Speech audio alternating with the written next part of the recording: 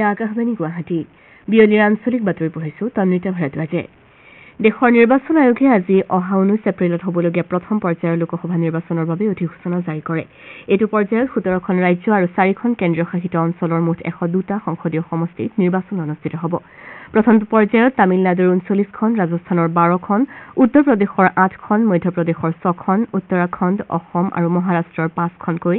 বিহাৰৰ 4খন পশ্চিমবংগৰ 3খন অৰুণাচল প্ৰদেশ মণিপুৰ আৰু মেঘালয়ৰ 2খনকৈ আৰু ছত্তীশগড় মিজোৰাম নাগালেণ্ড ছিকিম ত্ৰিপুৰা আন্দামান আৰু নিকোবৰ দ্বীপপুঞ্জ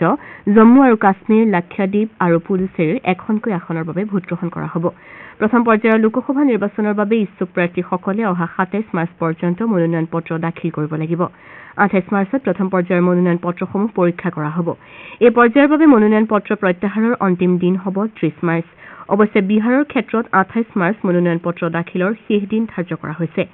ৰাজ্যখনত 30 মাৰ্চত মনোনয়ন পত্ৰসমূহ পৰীক্ষা কৰাৰ বিপৰীতে মনোনয়ন প্ৰত্যাহাৰৰ শেষ দিন হ'ব 2 এপ্ৰিল এইটো পৰ্যায়ত 19 এপ্ৰিলত ভোটগ্ৰহণ কৰা হ'ব অসমৰ নৱগঠিত কাজিৰঙা সমষ্টিৰ উপৰি শোণিতপুৰ লখিমপুৰ ডিব্ৰুগড় আৰু যোৰহাট সমষ্টিত প্ৰথম পৰ্যায়ত নিৰ্বাচন হ'ব দ্বিতীয় পৰ্যায়ত দৰং ওদালগুৰি ডিফু কৰিমগঞ্জ শিলচৰ আৰু নগাঁৱত তথা তৃতীয় পৰ্যায়ত গুৱাহাটী বৰপেটা ধুবুৰী আৰু কোকৰাঝাৰত নিৰ্বাচন অনুষ্ঠিত হ'ব বুলি আয়োগৰ সূত্ৰই প্ৰকাশ কৰিছে উল্লেখযোগ্য যে সংশোধিত চূড়ান্ত ভোটদাতা তালিকা অনুসৰি ৰাজ্যখনত 2,43 লাখতকৈ অধিক ভোটদাতা আছে ইয়াৰে 1,21,79,000তকৈ অধিক পুৰুষ আৰু 1,21 লাখতকৈ অধিক মহিলা ভোটদাতা তদুপৰি 414 গৰাকী তৃতীয় লিংগৰ ভোটদাতা আছে ৰাজ্যখনত 4,35,000তকৈ অধিক নতুন ভোটদাতা আছে একেদৰে 2,72,000তকৈ অধিক অহেতিপৰ ভোটদাতা থকা বুলি নিৰ্বাচন আয়োগৰ সূত্ৰত প্ৰকাশ পাইছে নিৰ্বাচন আয়োগে সমাগত নিৰ্বাচন শান্তিপূৰ্ণ স্বচ্ছ আৰু নিকাকৈ পৰিচালনাৰ বাবে সকলো ব্যৱস্থা গ্ৰহণ কৰিবলৈ প্ৰতিখন ৰাজ্যকে নিৰ্দেশ দিছে ৰাজ্যিক নিৰ্বাচন আয়োগসমূহৰ নিৰ্দেশ অনুসৰি সংশ্লিষ্ট জিলাসমূহেও বিহিত ব্যৱস্থা গ্ৰহণ কৰিছে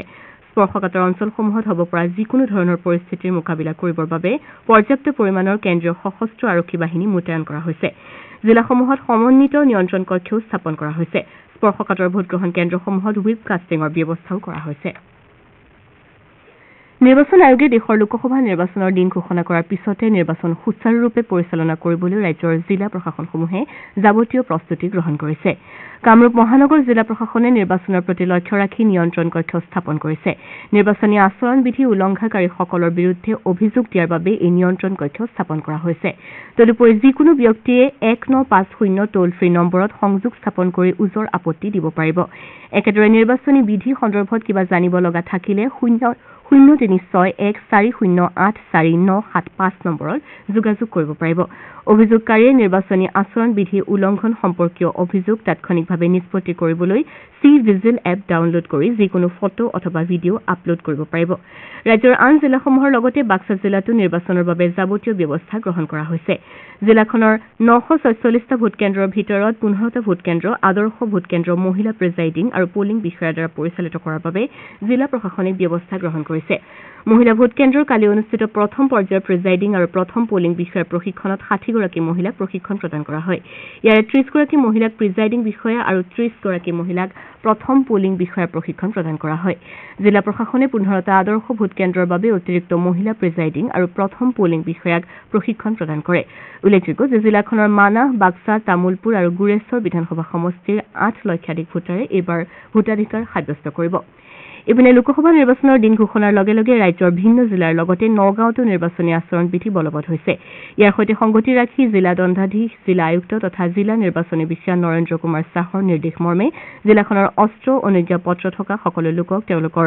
আগ্নেয়াস্ত্ৰসমূহ নিকটৱৰ্তী আৰক্ষী থানাত জমা দিবলৈ নিৰ্দেশ প্ৰদান কৰিছে প্ৰথম পৰ্যায়ত নিৰ্বাচন অনুষ্ঠিত হ'বলগীয়া মিজোৰামতো আসন্ন লোকসভা নিৰ্বাচনৰ প্ৰস্তুতি পূৰ্ণগতিত আগবাঢ়িছে আইজলত সাংবাদিকসকলক সম্বোধন কৰি আইজলৰ আয়ুক্ত আৰু মিজোৰামৰ লোকসভাৰ একমাত্ৰ আসনৰ ৰিটাৰ্ণিং বিষয়া নাজুক কুমাৰে কয় যে আইজলত আসন্ন লোকসভা নিৰ্বাচনৰ প্ৰস্তুতি প্ৰায় সম্পূৰ্ণ হৈছে তেওঁ কয় যে অহা 26 আৰু 27 মাৰ্চত 24জন প্ৰশিক্ষকে ভোটগ্ৰহণকাৰী বিষয়াসকলৰ দলটোক প্ৰশিক্ষণ দিব আমাৰ এতিয়া বাতৰি ইমানতে শেষ হ'ল